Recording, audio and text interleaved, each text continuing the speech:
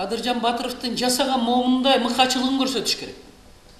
Элди кантип кыргыз өзбек дебей, өзбек орус татар тажик дебей, ал жерде көптөгөн улуттар каза болгон. Ошол кылган ишин көрсөтүп, эгер коогалаң видео отчетун көрсөтүп койгондо мындай болбойт эле. Кадыржан Батыров сепаратисттер ким экенин билет эле.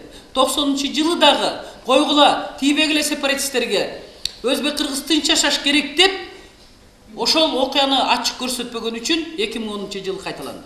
2010-жылы кадимкидей мамиле ошондой болду. Бүт сепаратисттерди чыгарып ийип туруп, тийбегиле чындыкты көрсөтпөгүлөр. Жылдыз Жолдошованын чындыгы мына билесиңер. Мына менин отчетум. Менин отчетум кабыл алынган жок жогорку кеңештен. Себеби бул жерде чындык болчу. Бирок бул чындык 2011-жылы 25 май 2-июнь күнү айтылганда жогорку кеңеш кабыл албай менин чындыгымды. Азыр Атамбаев менен Текебаев бири-бирин чукуганда менин чындыгым тастыкталды.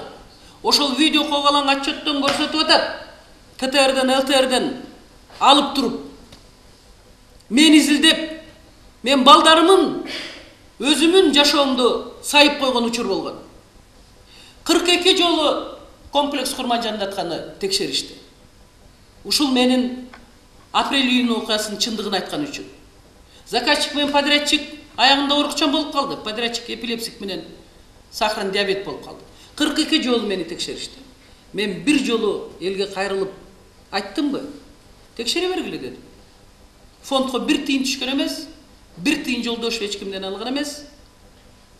Фильм Курманжандаткадай акча бөлүнгөн, Министерство культура кыргыз фильм тарткан. Ошондой эле Гостройго акча бөлүнгөн, ДЖГС курган 4-5 подрядчик менен. Билесиңерби кандай нерсени мен башыман өткөрдүм?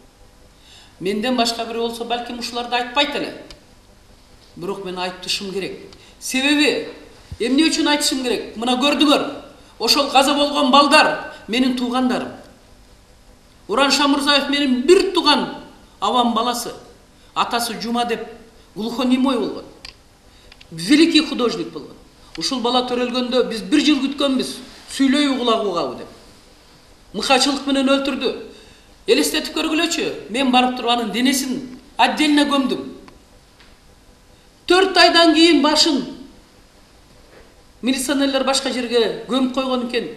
Кайрып Куран окутуп атып, Кудайдан кечирим сурап атып, кайрып кан чыгарып атып, келип денесине берди. Мен ошону унутуп каламбы? Менин жердештерим, мен оштукмун. Мен кара суулукмун. Менин жердештерим ушунчалык мыкачылык менен каза болду. Мен энемин, мен аялмын.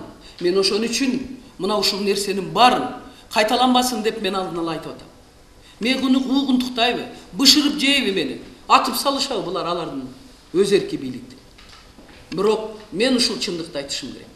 Азыр айтпасам, мен өзүм жек көрөм. Мен с этим не смогу жить.